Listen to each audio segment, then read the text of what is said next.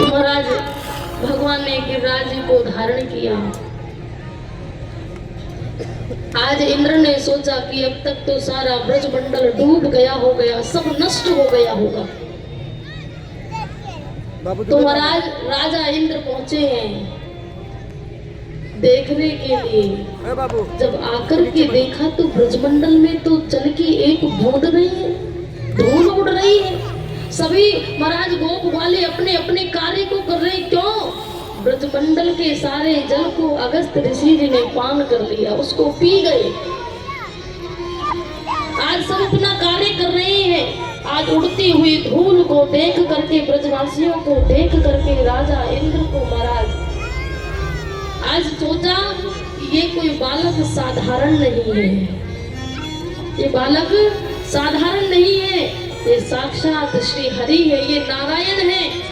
आज कन्हैया के पास पहुंचे और महाराज अपने मुकुट को उतार करके भगवान के चरणों में रख दिया और भगवान से क्षमा याचना की है, भगवान से क्षमा की है कि प्रभु क्षमा कर दीजिए। विशुद्ध सत्वं तव धाम शांतम तपोमयं रजस्तमस्कं विशुद्ध सत्वं तव धाम शांतं तपोमयं रजस्तमस्कं।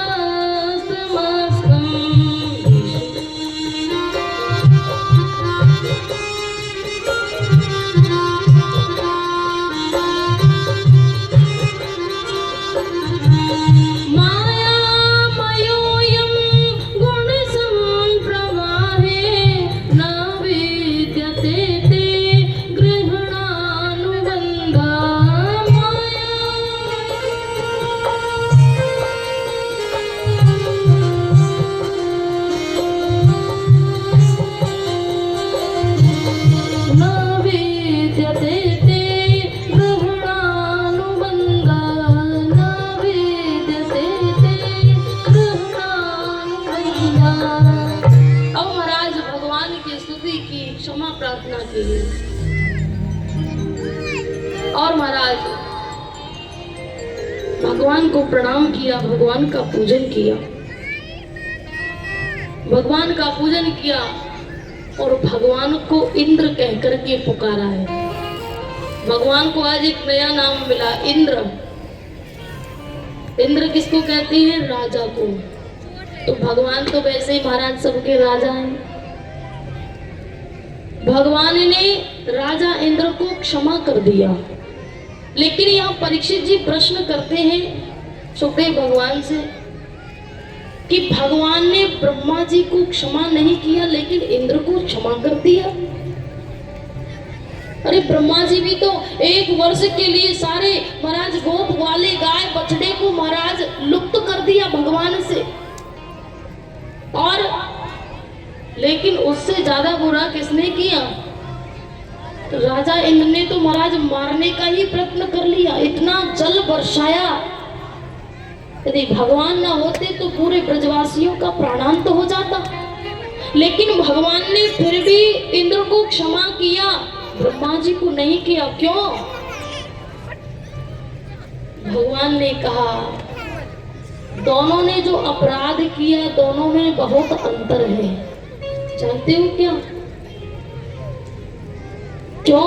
क्योंकि ब्रह्मा जी ने 1 वर्ष के लिए मेरे ग्वाल वालन को, मेरे गाय बछड़न को महाराज मुंह से दूर कर दियो, लेकिन राजा इंद्र ने जो किया वो इतना बुरा नहीं है। क्यों?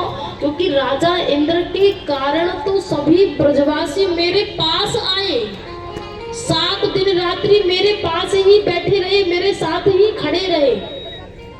तो आप ही बताइए, यदि आपके परिवार को कोई आपसे दूर करे वो व्यक्ति अच्छा है, या जो महाराज आपसे जोड़ दे, आपके पास रखे वो अच्छा है? जो आपसे मिलाए, जो आपके साथ रखे वो अच्छा है। ब्रह्मा जी ने दूर किया, लेकिन नारद जी, देवर्षि नारद जी के कहने पर राजा इंद्र पधारे। राजा इंद्र ने जो कार्य किया उसके कारण महाराज ब्रजवासी भगवान के साथ रहे, इसलिए भगवान ने राजा इंद्र को क्षमा कर दिया। क्यों? प्राणांत करना चाहा, भगवान ने बचा लिया, लेकिन सभी साथ रहे, पूरा परिवार एक साथ रहा। तो इस प्रकार महाराज भगवान ने राजा इंद्र के अभिमान को नष्ट किया। और वैसे ब्रज में जाकर देखोगे तो गिरिराज महाराज का पूजन होता है। वो किस स्वरूप में है? किस स्वरूप में है? कौन कौन गया है गिरिराज जी? गोवर्धन नाथ पूजन किया है? बोले महाराज दूर है। अब कभी आपको समय मिले तो जरूर आना। आप कभी फोन में टीवी में तो देखा ही होगा कैसा स्वरूप है। गिरी, गिरी माने पत्थर, पाषाण, पर्वत स्वरूप है उनका, उसका पूजन किया जाता है। लेकिन वैसे जो किसी ग्राम में, कहीं नगर में जब भी कोई पूजन करता है तो गोवर्धन नाथ को गोबर से बना करके पूजन करता है। लेकिन वहां तो गिरी है, वहां तो पाषाण है, वहां तो पर्वत स्वरूप है। लेकिन यहाँ गोबर से बनाकर ही क्यों करते हैं? जानते हो क्यों? क्योंकि महाराज जब भगवान ने सभी ब्रजवासियों की रक्षा की, गिरिराज धारण करके सबकी रक्षा की, लेकिन रक्षा के लिए एक ग्वाल रह गया। वो गिरिराज जी के नीचे नहीं पहुंच पाया, भगवान की शरण में नहीं पहुंच पाया, और महाराज वो जल में ही बह गया और उसका प्राणांत हो गया। अब जैसे ही महाराज सबकी रक्षा हुई और महाराज ग्वालिन ने देखा कि उसका पति नहीं है, उसका पति नहीं है, उसका प्राणांत हो गया। आज वो ग्वालिन भगवान के पास पहुंची, जाकर कहने लगी, कन्हैया तूने सबकी रक्षा की लेकिन मेरे पति की रक्षा नहीं की, मुझे मेरा पति चाहिए। जैसे तूने सब ब्रजवासियों को जीवित रखा, मुझे भी मेरा पति जीवित चाहिए। भगवान ने कहा, जिसका प्राणांत हो गया उसे मैं कैसे जीवित कर सकता हूँ? क्या है, सब प्रारब्ध का खेल है कि विधाता ने लिख दिया। बोले मैं अब कैसे जीवित कर सकता हूँ? तो महाराज ग्वालिन बोली, कन्हैया मैं नहीं जानती कैसे करोगे। जब तुम गिरिराज को धारण कर सकते हो, ब्रजवासियों को बचा सकते हो, तो मेरे पति को क्यों नहीं बचा पाई? मुझे मेरा पति चाहिए, मैं उसके बिना जीवित नहीं रह सकती। यदि मेरा पति मुझे नहीं मिला तो मैं भी अपने प्राणों का त्याग कर दूंगी, मुझे मेरा पति चाहिए। तो महाराज भगवान ने कहा, देखो ग्वालिन, मैं तुम्हारे पति को जीवित तो नहीं करा सकता, लेकिन एक स्वरूप, एक नाम, एक महिमा मैं उसे ऐसी दूंगा जिससे वो सदैव जीवित रहेगा। क्या? उसका नाम सदैव के लिए अमर हो जाएगा। और आज भगवान ने उसी ग्वाला, जो ग्वाला था महाराज, उसका नाम था गोवर्धन। क्या नाम था? गोवर्धन। और महाराज कन्हैया ने कहा, आज सभी ने मेरा पूजन किया है, लेकिन आज के बाद जब भी ये पूजन का समय आएगा तो सभी ब्रजवासी, सभी लोग, कलयुग के जितने भी जीव होंगे, तेरे पति गोवर्धन को गोबर से उसका निर्माण करके उसकी पूजा किया करेंगे। भगवान ने उस ग्वाला की पूजा को कराया है। जैसे आप सभी खाटू श्याम गए हैं, खाटू श्याम तो गए होंगे, नहीं गए तो सुना तो बहुत होगा, क्योंकि बहुत भक्ति भाव वाले लोग हैं। तो महाराज जो बर्बरीक था, महाभारत तो सुनी होगी, भगवान ने उसको अपना नाम दिया, श्याम नाम दिया, नाम की महिमा प्रदान की। और महाराज आज कलयुग में उसकी पूजा हो रही है। क्यों? क्योंकि वो हारे का सहारा है। जो भी उसके दरबार पर जाता है उसका सारे कार्य बन जाते हैं। जो हार करके जाता है वो वहां से जीत करके आता है। भगवान के नाम की बहुत बड़ी महिमा है। भगवान ने अपने नाम से, अपने स्वरूप से भक्तों की पूजा कराई है। आज ब्रज में न जाने कितने संतों की पूजा की जाती है। क्यों? उनका शरीर तो हमारे जैसे हाड़ मांस से बना हुआ है, लेकिन फिर भी उनकी पूजा होती है। क्यों? क्योंकि वो भगवान के भक्त हैं। उन्होंने अपना पूर्ण जीवन भगवान की भक्ति में बिता दिया, इसलिए उनकी पूजा की जाती है। हम अपने गुरुदेवों की पूजा क्यों करते हैं? क्यों? क्योंकि वो भगवान के भक्त हैं। और भगवान कहते हैं कि यदि मुझे पाना चाहते हो तो सबसे पहले मेरे भक्त का सत्कार करो, उसके बाद ही मैं तुम्हें मिलूंगा। और भगवान सदैव अपने भक्त का नहीं, भक्त के भक्त का उद्धार करते हैं। गजेंद्र मोक्ष से हम वंचित रहे, लेकिन महाराज जब गजेंद्र ने, गजराज ने भगवान को पुकारा, किस लिए? क्योंकि एक ग्राह ने उसके पैर को पकड़ लिया, उस पैर से रक्त निकल रहा था। लेकिन आज महाराज परिवार उसे छोड़कर चला गया। क्यों? बालक छोटे, और महाराज गजराज, उसका नाम गजेंद्र था, जो हाथियों का राजा था, एकदम मोटा ताजा महाराज। बालक निकाल नहीं पाए। आज जब निकाल नहीं पाए तो सब महाराज वापस चले गए। जब ये दृश्य देखा तो गजराज रोने लगा, जिसके लिए मैंने अपना पूरा जीवन दान कर दिया, आज वही परिवार मुझे छोड़ करके चला गया। जब परिवार छोड़ करके गया तब प्रभु की याद आई, और जब प्रभु को पुकारा तो भगवान ने देखा कि मेरे भक्त गजराज से पीड़ा सहन नहीं हो रही है। कहते हैं कि भगवान ने गुरुदेव जी को नीचे नहीं उतरने दिया, उससे पहले स्वयं कूद गए महाराज, और आज चक्र से महाराज उस ग्राहक के मुख को फाड़ डाला और ग्राह सहित गजेंद्र को बाहर लेकर के आए। यहाँ भगवान ने सबसे पहले ग्राह का उद्धार कर दिया, चक्र से ग्राह के मुख को फाड़ डाला, सबसे पहले ग्राह का उद्धार हो गया। गजेंद्र ने सोचा भगवान को पुकारा तो मैंने है, लेकिन उद्धार सबसे पहले ग्राह का हो गया। क्यों? क्योंकि भगवान कहते हैं वो गजेंद्र मेरा भक्त था, लेकिन उस ग्राह ने मेरे भक्त के चरण को पकड़ करके रखा था, वो मेरे भक्त का भक्त हुआ, इसलिए भगवान ने सबसे पहले ग्राह का उद्धार कर दिया। ऐसे ही भगवान श्री कृष्ण भक्त की यदि आप, इसलिए आज भक्तमाल कथाएं की जा रही है, जिसमें केवल भक्तों का ही चरित्र है, भगवान के भक्तों की कथाएं हैं। तो भगवान भक्ति से और अपने भक्त की भक्ति से तो प्रसन्न होते हैं, लेकिन जो भक्त का सेवक होता है उससे भी भगवान बहुत प्रसन्न होते हैं। तो महाराज आज प्रतिपदा के दिन गोवर्धन नाथ का पूजन किया गया। इसके बाद आती है द्वितीया, जिसे आप दौज कहते हैं। दौज के दिन महाराज भगवान नारायण अपनी बहन सुभद्रा के यहाँ गए, उनसे तिलक कराया है। तभी से ये भैया दूज मनाने का जो त्योहार है, ये उसी समय से प्रारंभ हुआ है। यहाँ भैया दूज तो होती होगी, नहीं होवे? मैया कछु तो बोल दिया करो, प्रेम से बोलो राधे राधे।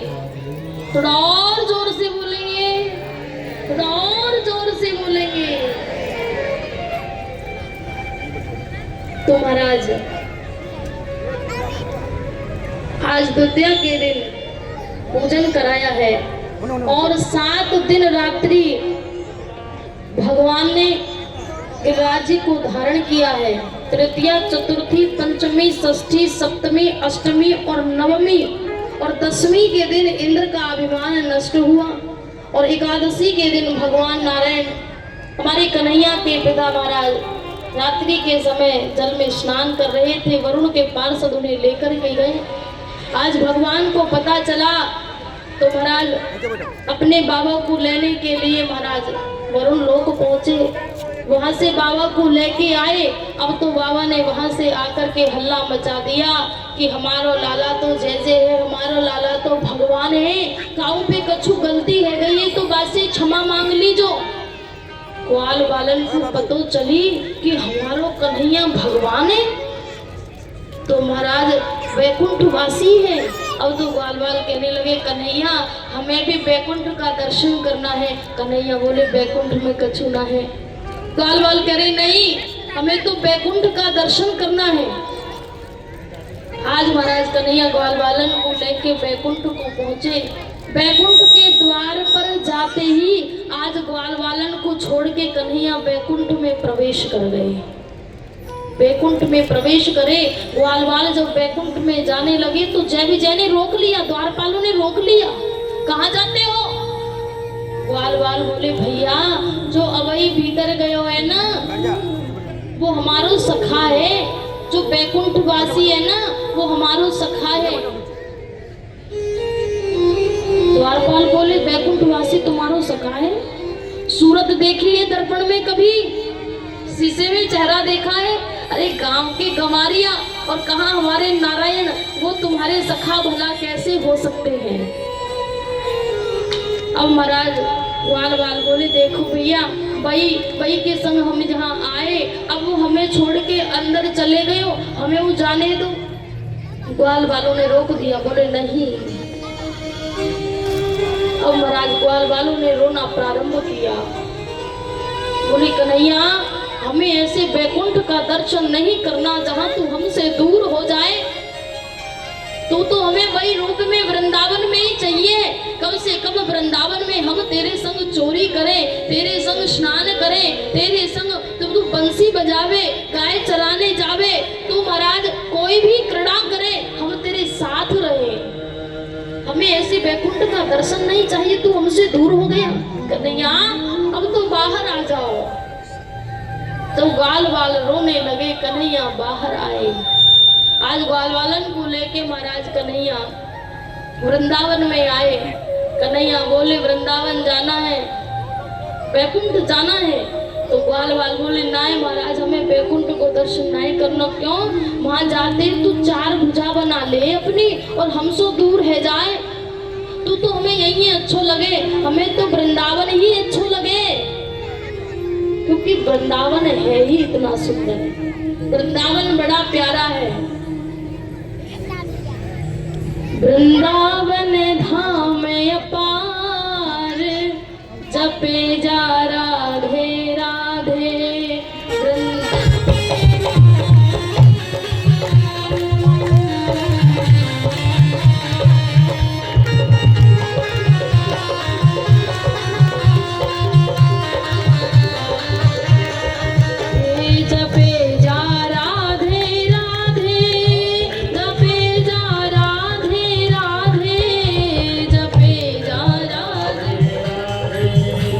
जपे